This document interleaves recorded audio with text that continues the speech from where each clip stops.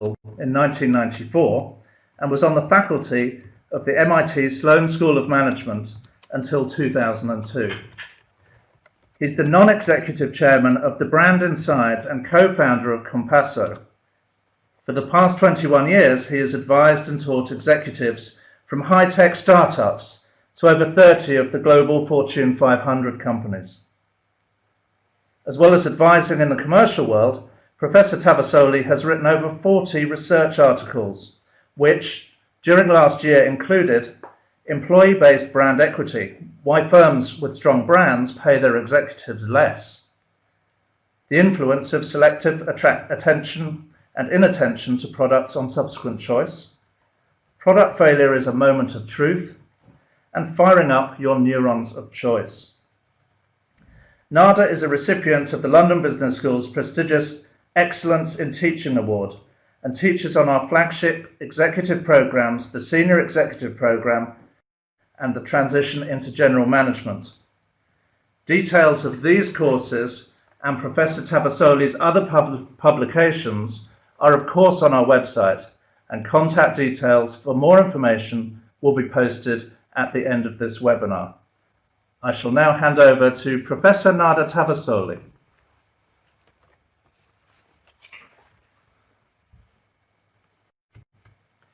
Okay, hello everyone. It's a lovely afternoon here in London, and the topic of the webinar today is entitled Gaining Brand Traction. And as you'll see, the word traction, I've highlighted the action part. And what I'm going to do in this webinar is give you a little bit of an overview of my philosophy of branding, which is probably slightly different from how you think about branding traditionally. So brand traction, I won't go through each of these steps in detail, but there are 7 steps I'd like to highlight as part of this webinar, and I'll be illustrating them with various examples.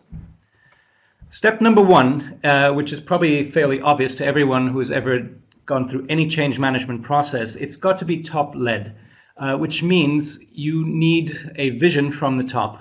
You need to have buy-in, and most importantly, and which is probably slightly different here, you need to have top-level involvement in the process. And I'll be giving some examples of this as said. The second step is really about a view from the trenches. It's about starting the whole process by looking at frontline employees, looking at customers, and really having an outside-in perspective in order to get the process started. The third step I called connecting the dots. And that's really about the idea that we have various codes floating around the organization. We have a vision, mission statement, we have brand values, we have corporate values, we have a leadership model, we have all kinds of different codes. And they're often created rather independently, and worst of all, they might be somewhat generic in nature. And the idea here is to really connect them around brand really being at the center. We then talk about, which is maybe kind of the linchpin in this whole model, is what I call brand acts at moments that matter. And that's really about a customer experience which is not just satisfying, but one which expresses the brand. And of course, there's thousands of possible ways you can express the brands along the customer journey. But it's really about identifying which are the real moments that matter to the customers that offer the opportunity to deliver the brand. And just to highlight, one of the differences here is we traditionally think of brand building maybe through communications and advertising, but of course each of these touch points is manned, or many of them are manned by our own people, and they are the ones who through their own actions actually are the ones who deliver the brand. Following that, I have the step called brand engagement, which again is a different flavor of what we might know as employee engagement. You might be using Gallup's Q12 or some other kind of metric, but really they have been designed to create some generic measurement system so you can benchmark yourself around the world. But some of the Q12 questions might be, I have a best friend at work, which might give you an idea of how engaged the employee is. But what my research shows, it's not so much as how engaged you are at work, it's really about how engaged you are with a brand, because that's the value you deliver to the customers. Not whether you're happy or not so happy at work. And some of my research actually shows that the people who deliver a great brand experience, they're not really the ones who are most or least engaged. They could be at any level of engagement in the generic sense. Okay. Step number 6 is brand practices, and today I'll be focusing on our HR processes, which really can become much more powerful by being adapted to the brand. So it's not so much about instituting new practices into your management, but it's about adapting them so they reflect your strategy and that they reflect the value you're trying to provide to your customers. Step 7, and this is probably a mouthful, especially if you're not a native English speaker of English like I am. I mean, I'm not a native speaker, and I call it differentiated tandem metrics. And the two words differentiated, one is that really they have to be on brand, these metrics. Again, many of you will be subscribing to third-party services which measure your brand equity, but they're quite generic in nature. Again, for the purpose of comparing yourself to maybe your competitors. But the differentiated part really is a call to including measures that are absolutely specific to your brand, to the things you want to be and the things you don't want to be. By tandem, this is really, if you think about the idea of a closed feedback loop, it's about having the touch points measured both from the customer side and the employee side and connecting those two, because only that way can you figure out how to actually facilitate change. So that's the list, and I'm not going to, each one of these could be a whole lecture of 3 hours in one of my courses, but what I'm going to do is just give you 3 examples to give you a flavor of what these things might mean in practice. And hopefully they'll inspire you and keep you on the line, because I have a bet going about the percentage I have of people online at the end of this. And if at least half of you stay on, I will get a bottle of champagne. So let's keep going. So the first step was kind of this idea of top-led. And the examples I've chosen reflect, I would say, 3 examples of how people think or how organizations think about creating value. And they're quite distinct. And in a historical context, if you go through these 3 different value levers, the first one I call efficiency, the second one effectiveness, and the third experience.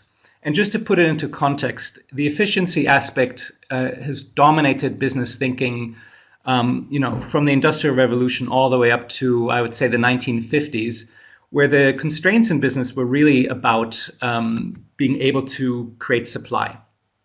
And we thought of the supply chain along that journey. We thought about specialization, a journey from product, from raw material to the retail outlet. And that was all about cutting costs. Then things changed. I'd say about 60 years ago, and the game really was on for effectiveness. It was not the case where demand outstripped supply. You had to compete for demand, and that was really the age of innovation and differentiation. But as I'll show, is even that has kind of come to an end. It is very difficult to differentiate yourselves on the product level, and I'd say the last 10 years or so have increasingly been the age of experience. And in some sense, that's where the framework I'm talking about really does come into its own. It's about creating those experiences for customers that differentiate you. It doesn't mean efficiency and effectiveness aren't important. It's just that they no longer differentiate you. You have to have them to compete, but they don't set you apart. So let's think about the first one, efficiency, for a second here. So here's a survey of CEOs. This is about 1,300 CEOs. And I've highlighted the figure there. This is the front cover. This is PwC's survey. And it says 82% of organizations want to change their customer-facing strategies. Now, that's all and well. Let's see, though, how, when we open up the report, how companies are thinking about this. Early on, one of the questions is asked, which one of these stakeholders has a significant influence on your business strategy? And a whopping 80% of CEOs have said customers are highly significant, not just a little bit, but highly significant when it comes to shaping strategy. Now that's encouraging, and it's if you think about competition, it's at 45%. and employees and partners, not too shabby either. But this is what CEOs say. When you go through this report and then you see what they actually do, when they're asked about what are the major initiatives, this is the order. 70% of CEOs have implemented a cost reduction initiative. Now keep in mind, this is at the back end of a global recession, of the Great Recession. It's probably the 5th or 6th year there's a major cost-cutting initiative in these organizations. And we really are cutting not just into the flesh, but maybe into the bone in terms of cost-cutting. And the other two, if you look at the third one, 31% say there's going to be an outsourcing of business processes or functions. You know what? In many cases, that again is a way to think about reducing costs. So there's a major focus on costs. But of course, only one of you in the industry can be the cost leader, if you will.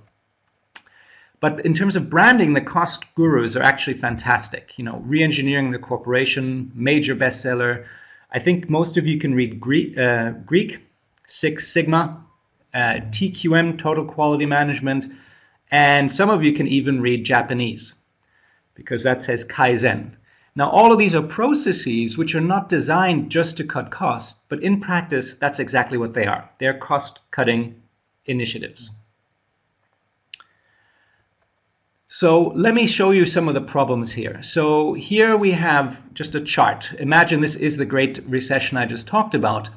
And this is an engagement I had with a large multinational financial corporation. Now for them, they're in the business of cross-selling. This is a major driver of not just revenues, but of profitability. One of the brand values, because they're about being experts, it was about we listen. Now, if you think about which behavior would fit this, well, in this case, we've got in the call center, it's calls per hour. So think about the disconnect here.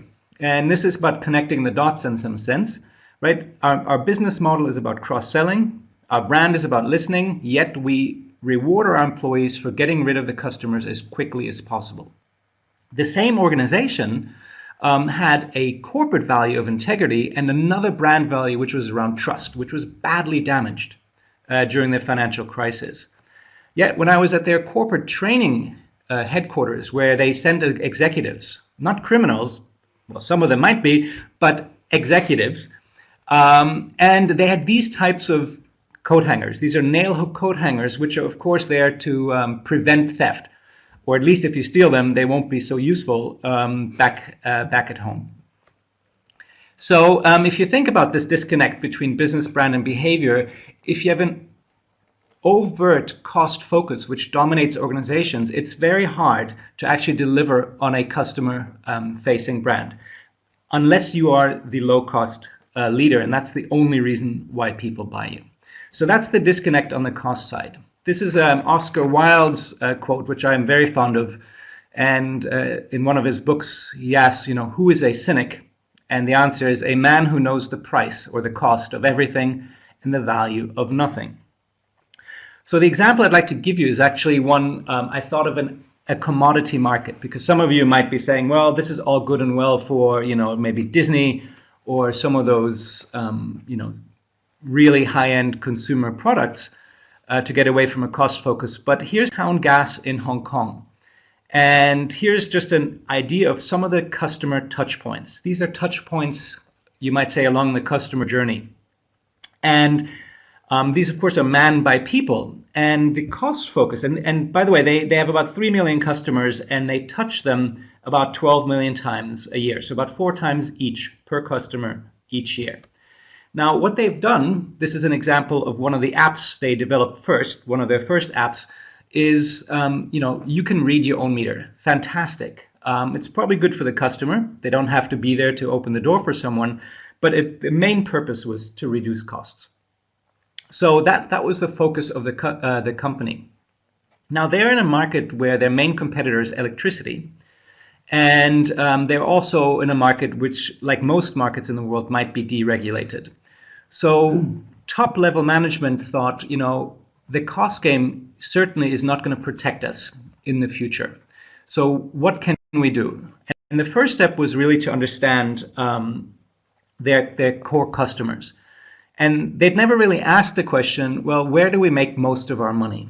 And it turns out, this is not a surprise to anybody who loves to cook, that most of their customers that are consuming most of the gas, rather than electricity, let's say, they love cooking. And especially if you've been to Hong Kong, you can think of those great, cast iron woks, lots of heat, fantastic food. For those of you who haven't had your lunch, this is probably not the best example. I haven't. So I'm going to talk even faster from now on. But the point was that this realization that this was about cooking really gave them an idea of saying, well, of course, costs are important for our revenue or our profit model, but what else can we do with these customers? And critically, instead of thinking about reducing costs through our people, how can we take our people and get them to actually be the agents of change?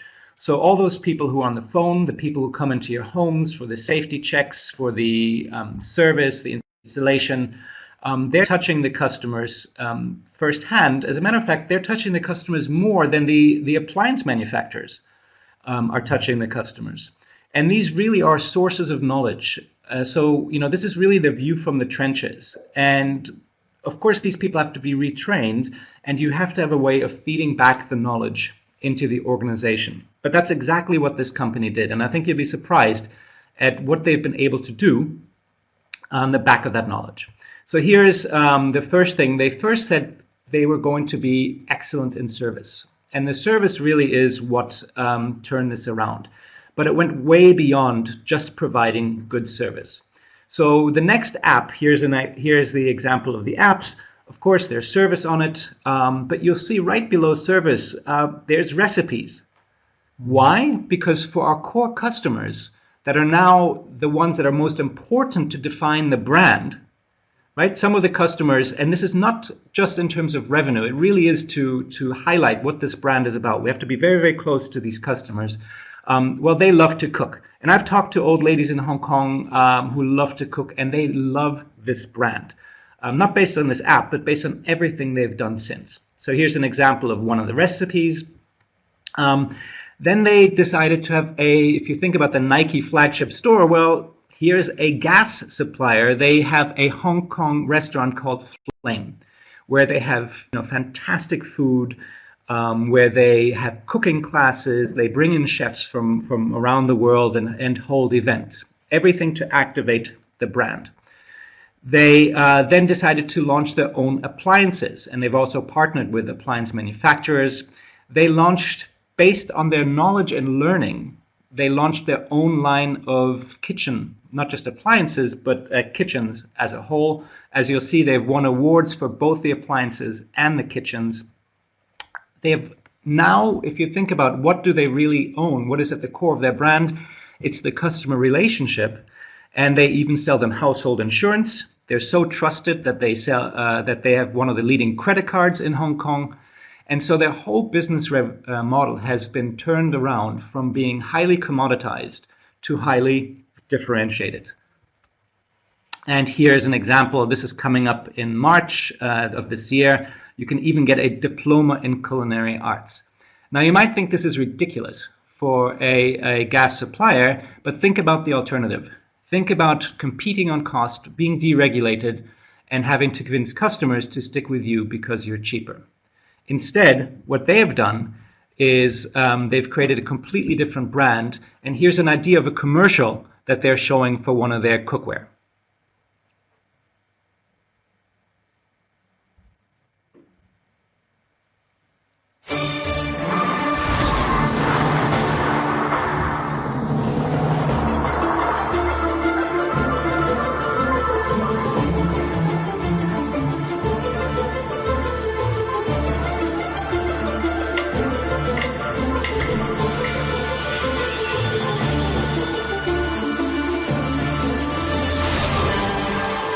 Masterpiece is about perfection.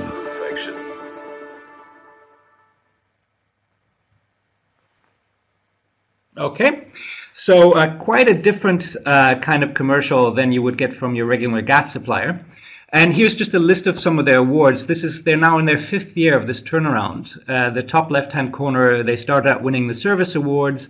In 2011, it's the first time they won the most trusted brand. They've won it again since.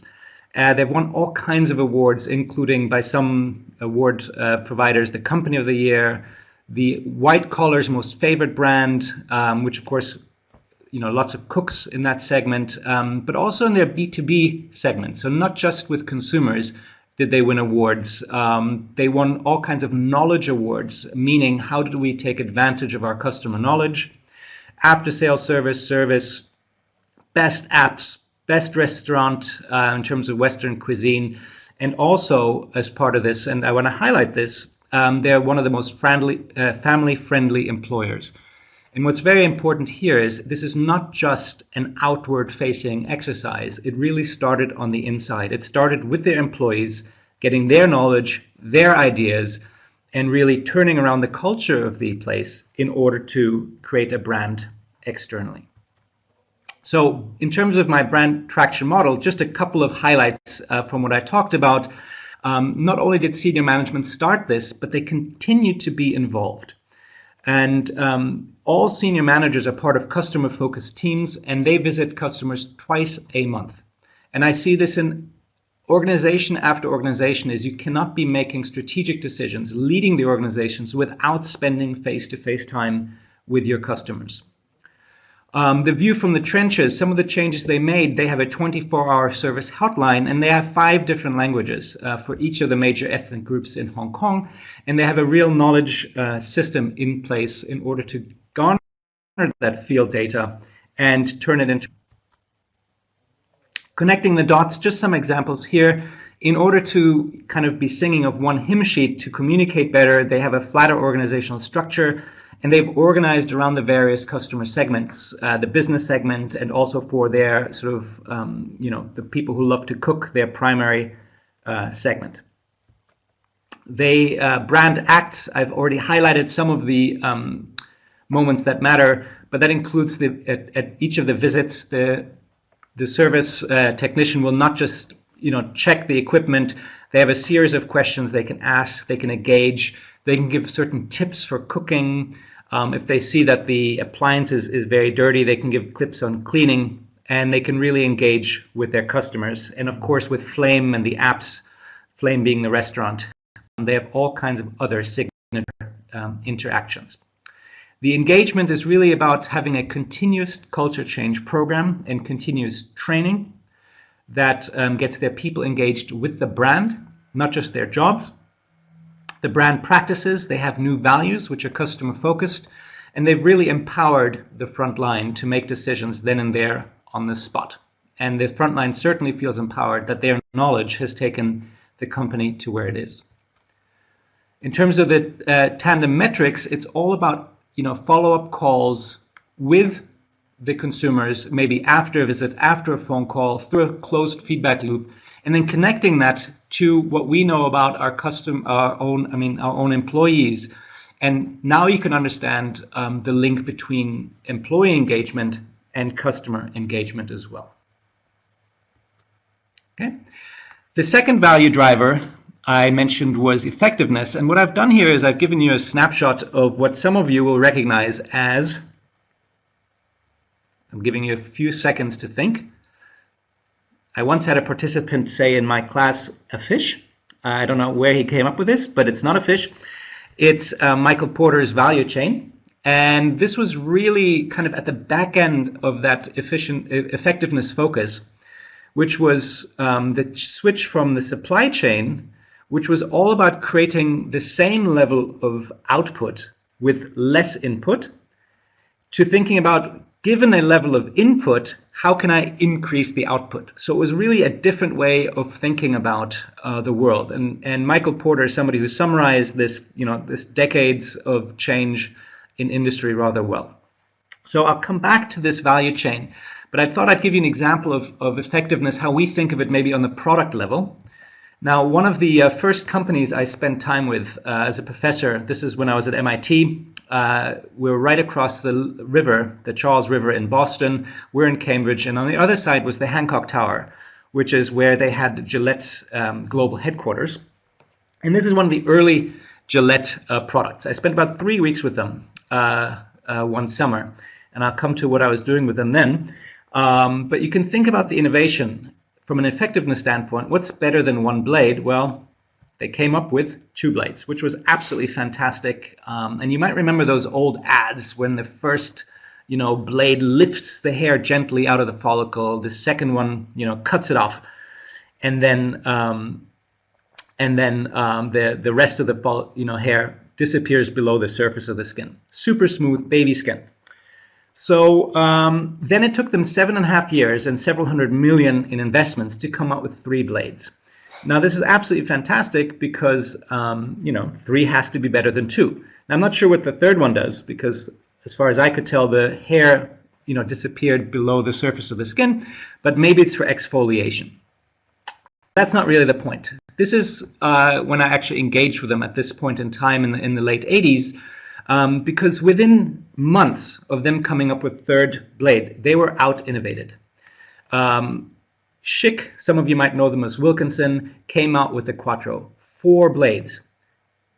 Now, Gillette was really besides themselves. How could they not see this coming? I mean, they've been out-innovative.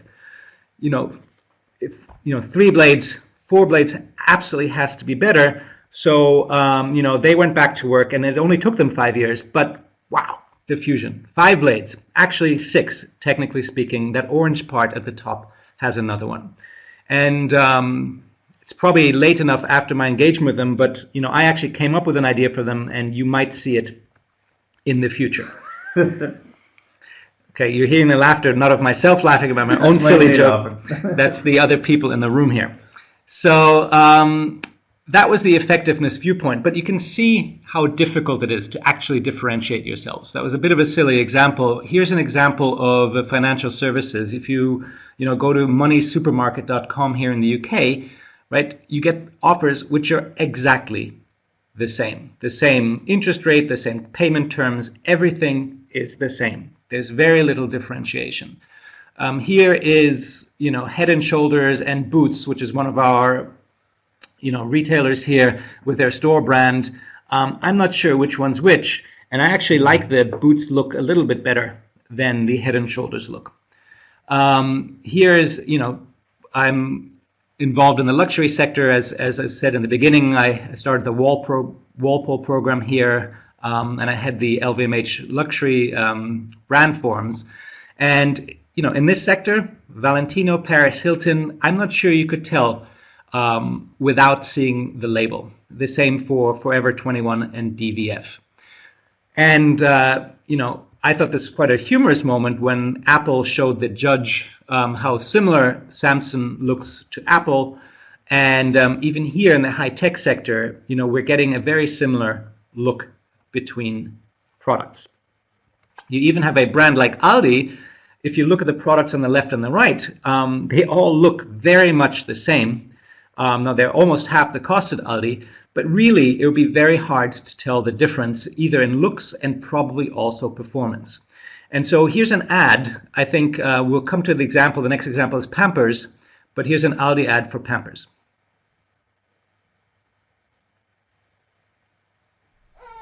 We like these nappies. And we like these nappies. These ones have won the awards.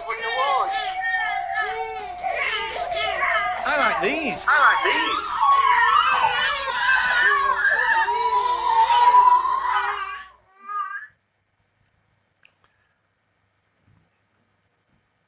All right, so that was a bit of a humorous ad, but you can see how aggressively Aldi is going after the others with the effectiveness focus that I started off with.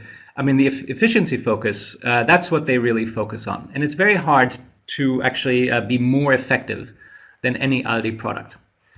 So if you think about Pampers, though, at the same time Aldi is running these ads and other brands, in 2001, they were a $3.4 billion brand, and they were shrinking. Now, this is not a good sign because they're P&G's biggest brand. And if you've got a biggest brand that's shrinking, you've got investors shouting out for P&G to spin out Pampers from the business. This is a true story. But dial forward 10 years, and in 2010, this is when they broke the $10 billion mark. And it was achieved entirely through organic growth. And I thought I'd just give you the picture here of Pampers and Huggies.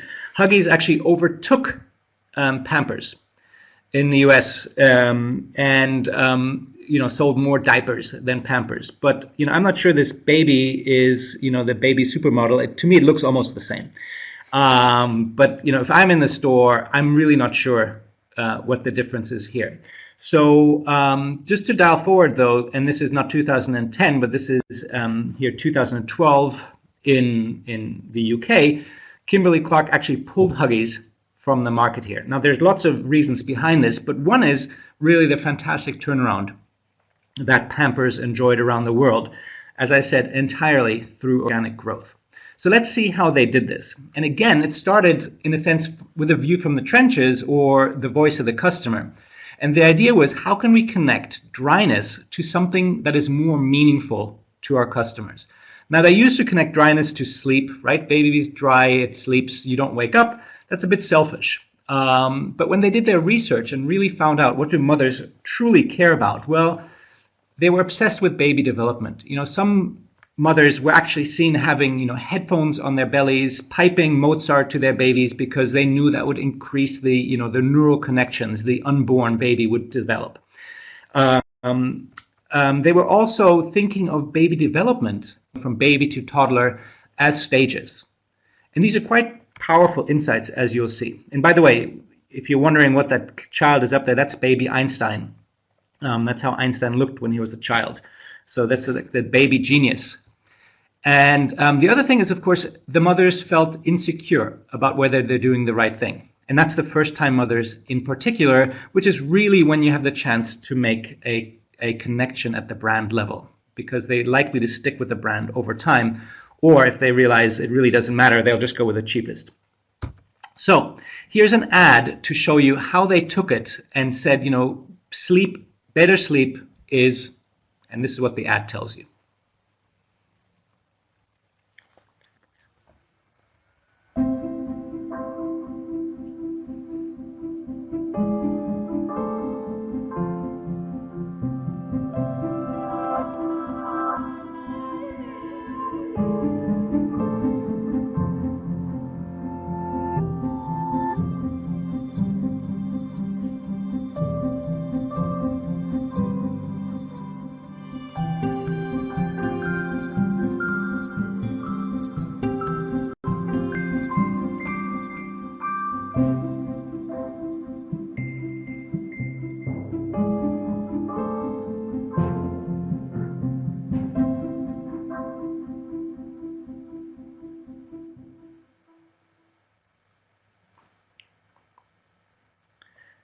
Okay, so some of you, I've seen the text you've been writing. Some of you can't see the videos. That might have to do with the way you're looking at the screen.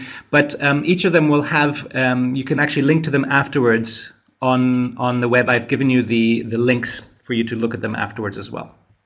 So the traditional communications, here's a shot from a picture from London.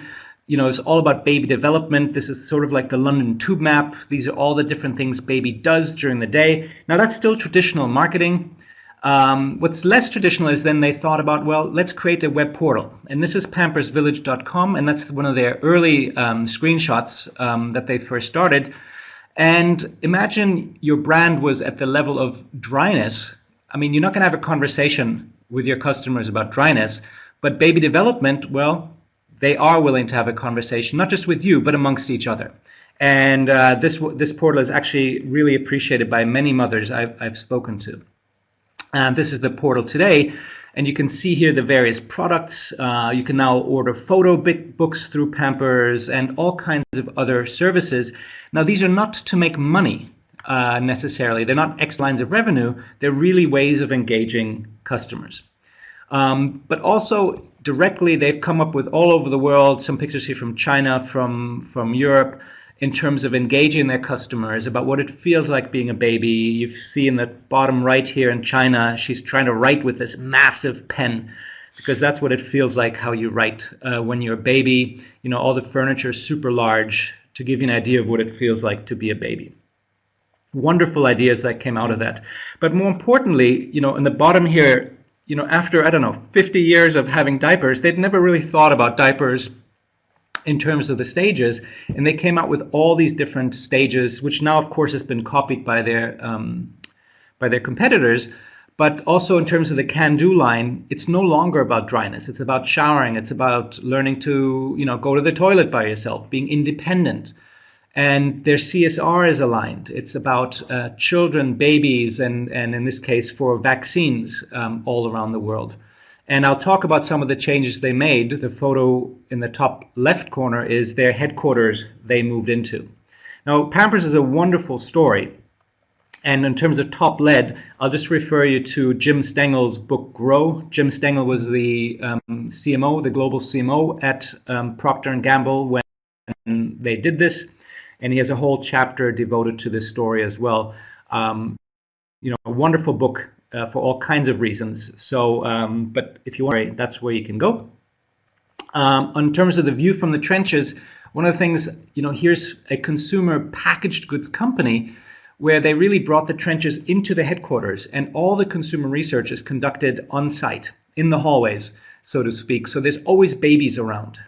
So you can never forget why you're in business. It's about babies for the Pampers brand. A wonderful idea for a consumer company. They aligned their own brand values with the values that mothers have. In terms of brand acts, it was about these events, the Pampers Village website, their CSR. The brand engagement, the headquarters was parent and baby friendly. For example, they have on-site daycare, the whole colors, decor.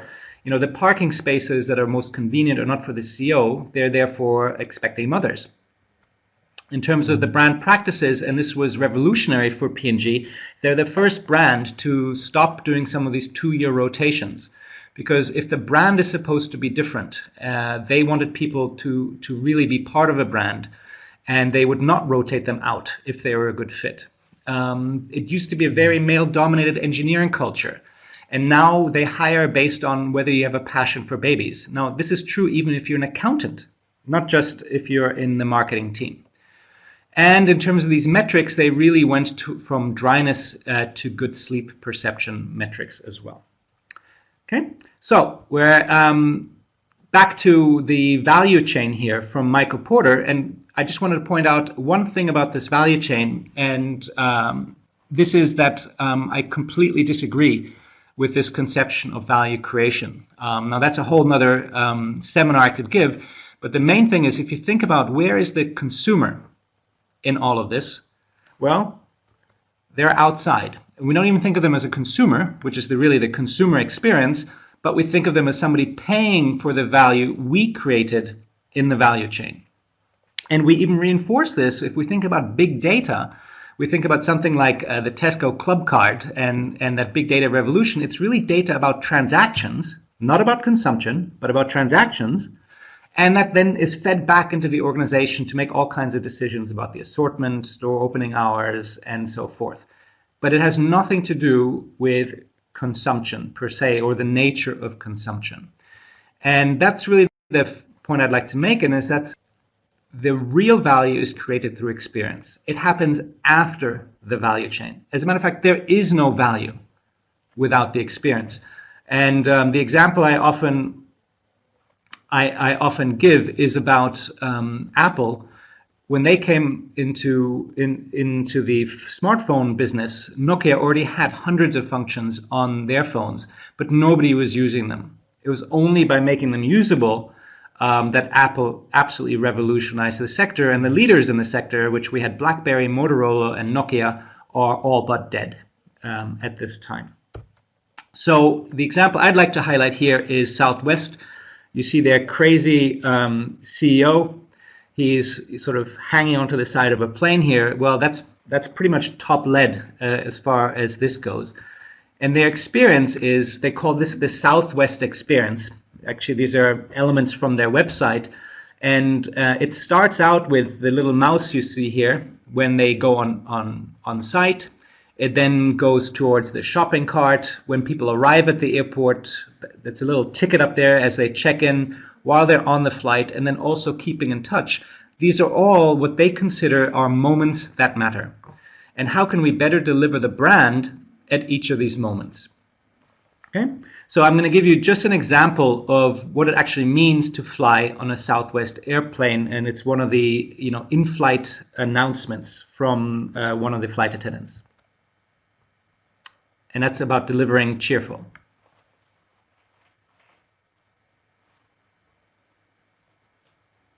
Good evening, folks. Welcome aboard Southwest Airlines Flight 372, service to Oklahoma City. Those of you that have flown us before know that we do things a little bit differently here on Southwest. Some of us tell jokes, some of us sing, some of us just stand there and look beautiful. I, unfortunately, can do none of those. So here's the one thing that I do know how to do. We're going to shake things up a little bit. I need a little audience participation. Otherwise, this is not going to go over well at all. So here's what I need, especially you guys in the front, because you know what's coming. All right, I need a beat. All right. All I need you to do is stomp and clap, and I'm going to do the rest, because I've had 5 flights today, and I just cannot do the regular boring announcement again. Otherwise, I'm going to put myself to sleep. So, you guys with me? All right. So give me a stomp, clap, stomp, clap. Come on, stomp, clap, stomp, clap. They won't be there. There you go. Keep that going. This is Flight 372 on SWA. The flight attendants on board serving you today. Teresa in the middle, David in the back. My name is David, and I'm here to tell you that shortly after takeoff, first things first, there's soft drinks and coffee to quench your thirst. But if you want another kind of drink, then just holler. Alcoholic beverages will be $4. If a Monster energy drink is your friend, that'll be $3, and you get the whole can. We won't take your cash, you gotta pay with plastic. If you have a coupon, then that's fantastic. We know you're ready to get to new places. Open up the vents, put away your suitcases. Carry on items, go under the seat in front of you, so none of you have things by your feet.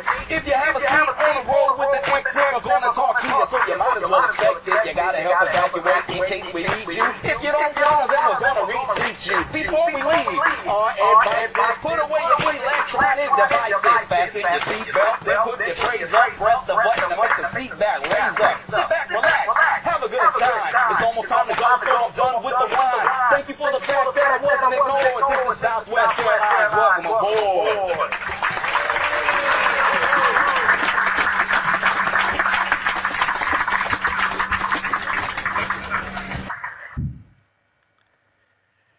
All right, so that's you won't have every flight like this, and of course you can't standardize this kind of stuff, right? You can't have every flight on Southwest with somebody rapping the same song. That gets kind of boring. So to be cheerful, and by the way, they're about cheap and cheerful, you really have to go about it in a different way. And here's just an example in terms of, here's the line I used to say, don't tell them you're funny, make them laugh. That's what comedians say. And the way to get to this is, of course, through the culture of the organization and through everything they do. And I'll just highlight a couple of examples here. But their mission is all about customer service with pride, friendliness, and company spirit and warmth. And equally important are the employees. What Southwest says is, employees first, customers second. And that's because unless I take care of my employees and get them to live the brand, getting the right kind of employees and getting the employees right in some sense, I will not be able to deliver this promise to customers. Now, in my classes, I spend a long time on this because it's really amazing all the different things they do at Southwest. But just here's an example of their brand positioning statement. I've just highlighted one of the aspects, which is about freedom. And it's really back to the heritage of the company, which is about allowing tourists to travel in the only business people could afford flying. And that freedom, they realized they had to also give to their employees when it comes to retirement benefits, to flexible working hours, to really everything. We cannot promise freedom to our customers if we don't live it internally. They also hire people who are a bit different. This little yellow sticky note, which you cannot read, says, "Brian, please try to color inside the lines," right? This crazy little kid, Brian. And this is an ad for hiring, right? They're trying to hire people who are a bit different, right? Brian shows an early aptitude for working at Southwest. Here's an interview with some of their pilots. They were asked to put on some Bermuda shorts. Now you might ask why this is so important. Well, if you say top lead, they're the ones who lead the plane. And if they're not relaxed enough to put on a Bermuda shorts for their interview, they certainly won't be relaxed enough to allow the flight team to be relaxed enough to have fun on the plane. So it's not enough to have the skills to fly a plane, you also have to have the right attitude. So I just wanted to highlight of these 7 steps here, the brand engagement part, because I think that's probably one of the hardest things to get right for organizations. One of the few companies I know, they have a culture committee, they've had it for decades, which is really, one of their 3 values is a fun-loving attitude, which is probably a bit different than many of your values, which tend to be quite generic around, innovation, quality, and so forth.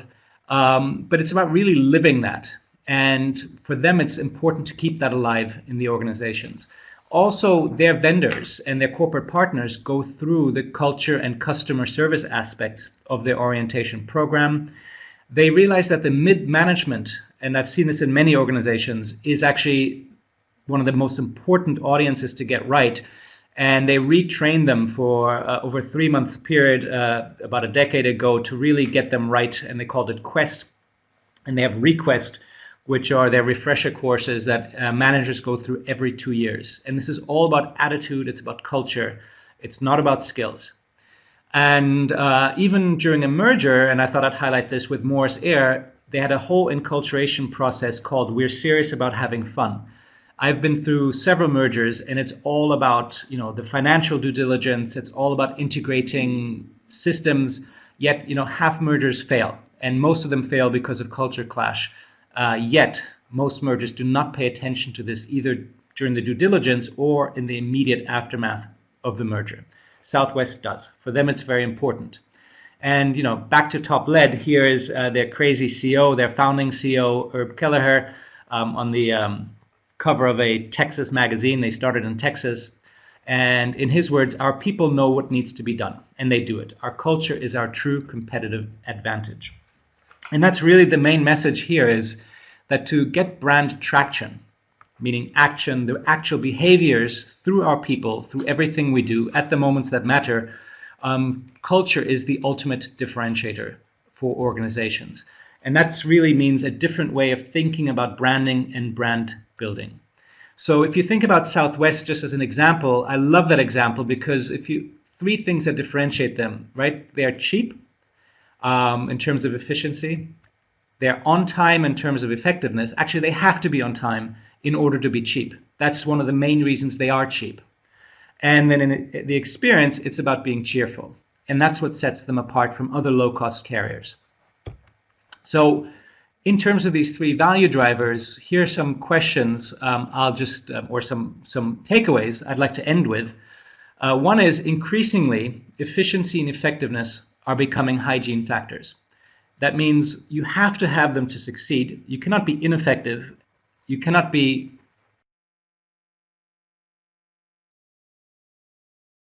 You have to have them, but they don't set you apart. The experience that you're offering to your customers is increasingly becoming the main differentiator. And I see this across every industry. This is also true, we saw it for diapers. This is a packaged good. We see it in financial services. We even see it in B2B, oil and gas. It doesn't matter. And that's really the key takeaway. Regardless of which one is your main value driver, gaining brand traction, the 7 steps I talked about, and I like to think of them, and we talk about them at the Brand Inside as activating brand-led behavioral change, is a lever for each of these value drivers. Okay? And finally, the takeaway here that I started with is that HR is becoming a formidable partner in branding, which is really about marketing, not just facing outside to the organization, communicating the brand promise, but turning around and partnering with HR in order to actually deliver on the brand promise. Okay, so that's the webinar. Sorry about the little hiccup at the end for those who stayed online. And we are now ready for questions. So thank you very much, Nader. We've had a couple of questions come in. So the first one came from Jessica Holdaway. and we covered some of it with Southwest Airlines, but I wondered whether you had any other examples of engaging internal stakeholders to live the brand.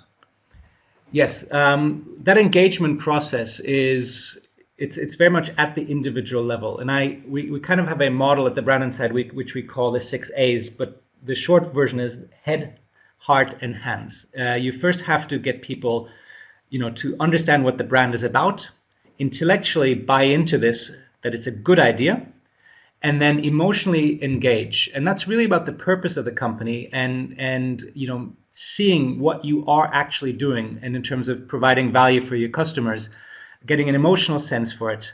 But critically, what's often missing is then seeing what can I do differently in terms of delivering the customer experience. And that's about stepping outside and looking at the customer touch points and really thinking about, getting the front line involved and saying, what could we do different here? Not just to satisfy our customers, but to actually live the brand. And that step is often missing. As a matter of fact, we often start with that because that allows you to understand the kind of change you're talking about. We've had a question from two people, thank you, from Sophia Nord and Eric Moll. What about B2B examples? Yeah, so I actually spent a lot of time in B2B on this issue. Town Gas is also an example of B2B that I started with. I just highlighted the consumer side of it.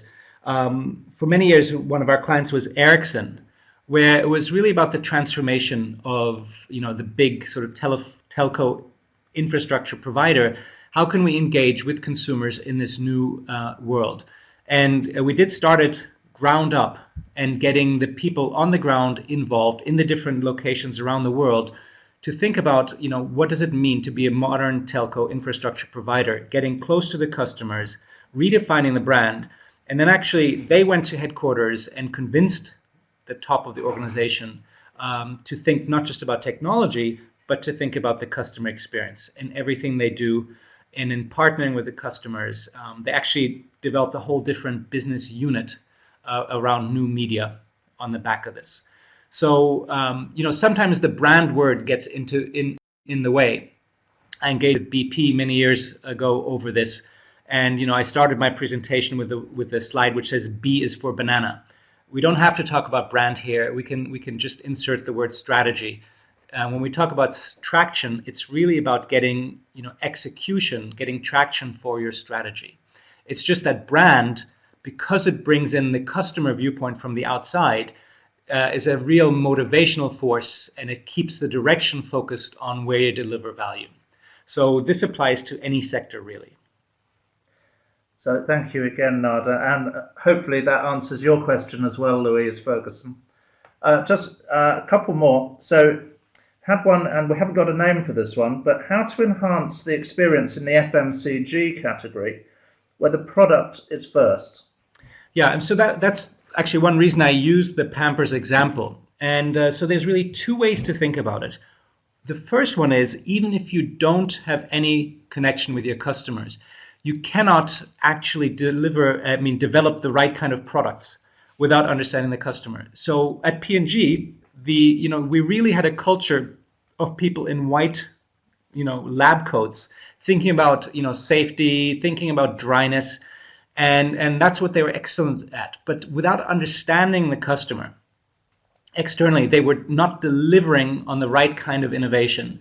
So even if you never touch the customer in person, behind the scenes, engaging your R&D people in the brand actually has them come up with better innovation at the end of the day. So it really doesn't rely on having an experience where you touch your customer directly. It's also behind the scenes. Thank you. One other question about how we can apply this. Great question from Tui Franson, who works for a law firm. Mm-hmm. So how can this be applied within professional services? So professional services, again, are not very different. I don't have an example exactly of professional services. I have one of financial services, which hopefully will give you a way to think about this. So this is Ameriprise, which is a spin-out from American Express. And for years, they delivered retirement planning to the wealthy baby boomers with, focusing on wealth, focusing on, mortality charts, all the legal aspects, and never really thinking about what their customers were actually buying. By understanding that these customers were worried most about their dreams retiring, which could be traveling the world, going back to school, starting a company after their regular careers were over, they understood they had to deliver on something very different. And the key customer touch point was, of course, the financial planner. And what they developed was a dream book where they actually created a possibility for these planners to talk to their customers about their dreams, something they weren't equipped to do. So for a law firm, I think it would be the same. Why are customers really here? What are they doing when they're writing their will?